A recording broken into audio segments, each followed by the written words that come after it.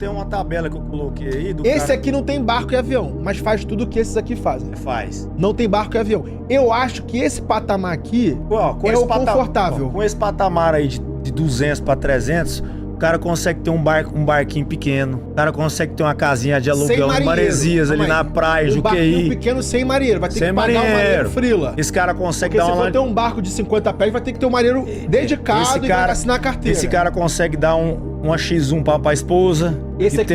E ter uma Land Roverzinha fiada. Esse cara, se ele for atrevido, ele consegue ter até um 911, pagando parcelinha ali de 25 conto.